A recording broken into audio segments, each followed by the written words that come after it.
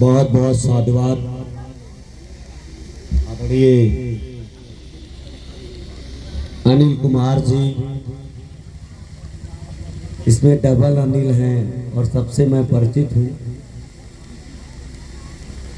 अपनी बात शुरू करने से पहले पूरी दुनिया में मानवता का संदेश देने वाले तथागत गौतम बुद्ध को नमन करते हुए, साथ ही अंधों को आंख, बहरों को कान, बेजुबान को जुबान और नारी को सम्मान, इस देश को सुंदर सा संविधान और गांधी को प्राणदान देने वाले भारत रत्न, विश्व रत्न, परम पूज्य बोधिसत्व बाबा साहब डॉक्टर भीमराव अंबेडकर जी के चरणों में श्रद्धा का सुमन अर्पित करते हुए, साथ ही साथ बहुजन समाज के साथ साथ सब समाज में जन्मे हुए सभी संतों, गुरुओं, महापुरुषों के चरणों में श्रद्धा का सुमन अर्पित करते हुए और बहुजनों को, कमजोरों को हुक्मरान बनाने वाले, सत्ता तक पहुंचाने वाले वाम से BS4 और बहुजन समाज पार्टी के संस्थापक, बहुजनों के महानायक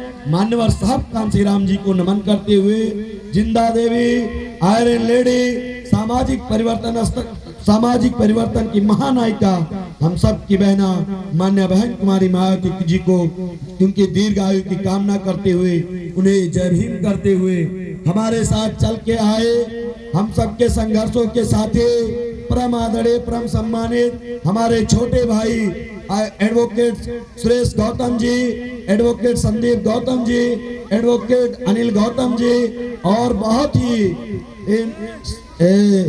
मिशन के मशहूर गायक हम सबके साथ चल करके आए आदरणीय प्रदीप बलरामपुरी जी, और इस कार्यक्रम में दूर दराज से आए सभी सम्मानित साथियों का और माताओं और बहनों का इस कार्यक्रम में आप सभी का हार्दिक स्वागत, अभिनंदन, वंदन है। साथ ही इस कार्यक्रम को अपने संगीत कई से आप लोगों को बहुजन महापुरुषों के आंदोलन को बताने का काम कर रहे डॉक्टर अंबेडकर मिशन जागरण मंच के सभी सम्मानित कलाकारों का मैं हार्दिक स्वागत, अभिनंदन, वंदन करता हूं।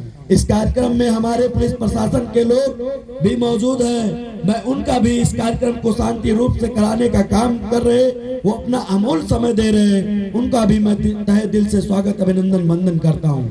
साथियों, सुनो तो कुछ बैठो।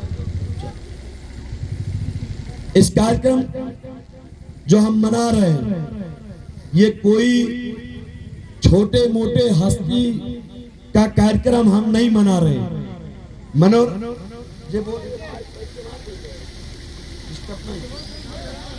छोटे छोटे, ये कोई छोटे मोटे हस्तियों का हम लोग जो है कार्यक्रम नहीं मना रहे। ये कोई मनोरंजन का कार्यक्रम नहीं है। अगर ये मनोरंजन का कार्यक्रम होता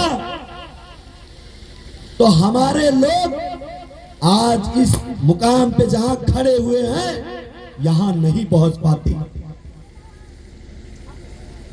आज जो अच्छे कपड़े हम पहन करके, आज जो अच्छे जूते हम पहन करके, आज जो अच्छे खा पी करके यहाँ बैठे हैं, ये बैठे नहीं होते। इस मसीहा, हमारे मसीहा, हमारे भगवान परम पूज्य बोधिसत्व बाबा साहब डॉक्टर भीमराव अंबेडकर जी के संघर्ष की वजह से हमें ये सब मिली है। आप लोग जानते हैं कि मुझे पानी पीने का अधिकार नहीं था, लेकिन हमारे मसीहा बाबा साहब अंबेडकर, हमारे भगवान बाबा साहब अंबेडकर ने 20 मार्च 1927 को महार तालाब आंदोलन करके हमें स्वच्छ रूप से पानी, खुले में पानी, शुद्ध पानी पीने का अधिकार देने का काम किया। साथियों, मैं बताना इसलिए चाहता हूँ कि आप लोग भली भांति इस बात को जानते हैं, हमारे लोग कोई पानी पिए बिना मरे नहीं जा रहे थे और ना ही वो पानी पी करके अमर हो रहे थे। लेकिन वहां बात इस बात की थी, बात सम्मान की थी, बात स्वाभिमान की थी। इसलिए बाबा साहब अंबेडकर जी ने 20 मार्च 1927 को महाताल आंदोलन करके हमें मान सम्मान स्वाभिमान के साथ पानी पीने का अधिकार दिया। साथियों, बाबा साहब अम्बेडकर की देन है आज हम शुद्ध बिस्लरी पानी पी रहे हैं, और जिनके पास थोड़ा भी पैसा हो गया है वो उसी बिस्लरी पानी से पैर धोने का भी काम करते हैं। ये बाबा साहब अम्बेडकर की देन है। साथियों, ये कोई छोटे मोटे हस्तियों के हम लोग जयंती नहीं मना रहे। बाबा साहब युग परिवर्तन थे। बाबा साहब उस दौर में उनका जन्म हुआ, सभी को भली भांति पता है। जिस दौर में बाबा साहब अम्बेडकर का जन्म हुआ उस दौर में बहुत असमानताएं थी, छुआछूत था, ऊंच नीच था, यहाँ इस देश में जाति व्यवस्था हावी था। और उस दौर में बाबा साहब अम्बेडकर का जन्म हुआ 1891 में। बाबा साहब अम्बेडकर उस दौर में जब जन्मे तो तमाम सारी असमानताएं थी, उन्हें पढ़ने का अधिकार नहीं था। बाबा साहब अम्बेडकर जब पढ़ने गए विद्यालय में तो उन्हें बाहर बैठा करके पढ़ाया जाता था, बाकी बच्चों को अंदर बैठा के पढ़ाया जाता था। लेकिन धन्य है बाबा साहब आपके, धन्य है आपके भगवान। बाबा साहब अम्बेडकर को जब बाहर बैठा के पढ़ाया गया तो बाबा साहब अम्बेडकर की विवेक इतना तेज थे, इतना अव्वल वो पढ़ने में थे, इतना ज्ञानी वो थे कि जो बच्चे पास बैठकर पढ़ते थे उन बच्चों से हमेशा अव्वल आने का काम बाबा साहब अम्बेडकर आपके करते थे। साथियों, ये बाबा साहब अम्बेडकर आज जो हम लोग चैन से जी रहे हैं उसमें बाबा साहब अम्बेडकर की बहुत बड़ी रोल है। बाबा साहब अम्बेडकर जब पढ़ करके भारत में पढ़े और भारत में पढ़ने के बाद जब ऊंची डिग्रियों को हासिल करना हुआ, बाबा साहब अम्बेडकर को बाहर जाना पड़ा पढ़ने के लिए। बाबा साहब आपके बाहर गए पढ़ने के लिए, लंदन गए पढ़ने के लिए, और जब वो पढ़ करके आए तो लौट करके जब आए तो वो जब पढ़ करके आए तो उन्होंने देखा इस देश और प्रदेश में, क्योंकि जब वो पढ़ रहे थे इस देश में तो उनके साथ तमाम मानवीय व्यवहार हुआ, वो उन सभी को जानते थे। बाबा साहब उन घटनाओं से बड़े आहत थे। बाबा साहब को ये लगा कि मैं जब इतना पढ़ा लिखा हूं और मेरे साथ ये तमाम सारी दिक्कतें हुई तो सोचो एक बार अपने दिल पर हाथ रख करके, जो हमारे समाज के लोग दूसरों के यहाँ मजदूरी करते होंगे, दूसरों के यहाँ हल चलाते होंगे, दूसरों के यहाँ काम करते होंगे, दूसरों के खेतों में काम करते होंगे, उनके साथ लोग क्या दस्ता करते होंगे, उनके साथ क्या जुर्म करते होंगे। बाबा साहब अम्बेडकर मात्र 26 साल की वर्ष में, मात्र 26 साल की वर्ष में 23 सितंबर 1927 को बाबा साहब 1917 को 23 सितंबर 1917 को बाबा साहब अम्बेडकर एक संकल्प लेते हैं। और संकल्प क्या लेते हैं दोस्तों? कि मैं इस देश से जाति व्यवस्था को खत्म कर दूंगा।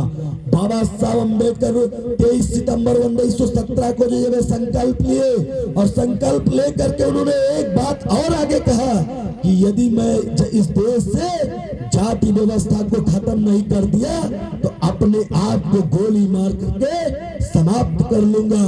और उन्होंने ऐसा किया, जाति व्यवस्था को इस देश से खत्म करने का काम किया, छुआछूत को खत्म करने का काम किया, ऊंच नीच को खत्म करने का काम किया, भागीदारी सभी को बराबर देने का काम किया, सभी को बराबर का अधिकार देने का काम किया। बाबा साहब अम्बेडकर, ये जो आप लोग जानते हैं इस बात को भली भांति कि ये वोट देने का अधिकार, ये वोट देने का अधिकार अगर किसी ने दिया, आज बड़े बड़े नेता, बड़े बड़े लोग, मैं इस बात को दोहरा दूं क्योंकि अभी जो अम्बेडकर जयंती चल रहा है इस पर आप लोग बड़ी जमीनी स्तर पर देखिएगा इस काम को, कि बड़े बड़े लोग आज आपके पैरों में झुके हुए हैं, आज आपके सामने हाथ जोड़े खड़े हुए हैं। चाहे वो जिस भी पार्टी के लोग हो, चाहे वो जिस भी समाज के लोग हो, अगर आज आपके सामने वो झुके कर खड़े हैं तो आपके वोट के नाते खड़े हैं साथियों। और इसी वोट को बाबा साहब अम्बेडकर ने गोलमेज सम्मेलन से लड़ करके, बाबा साहब गोलमेज सम्मेलन में अपनी बातों को रख करके आपको अपना अधिकार दिलाने का काम किया साथियों। बाबा साहब अम्बेडकर ने जब इस वोट को अधिकार दिलाया तो आपने इसी वोट के लालच में आकर के आज तमाम सारे दलों के लोग हमारे रंग को चुराने का काम कर रहे, वो आज हमें नीला दिखा रहे, वो आज हमें लाल की जगह नीला ओढ़ रहे, भगवे की जगह उतार करके नीला ओढ़ने का काम करते वो लोग। क्यों ओढ़ने का काम करते? क्योंकि उन्हें हमारा वोट चाहिए। इस वोट को बाबा साहब अम्बेडकर ने दिया और इस वोट का तभी आप सही इस्तेमाल कीजिएगा कि जो इस वोट के आपके कीमत को समझने का काम करे, उसको आप देने का काम करे।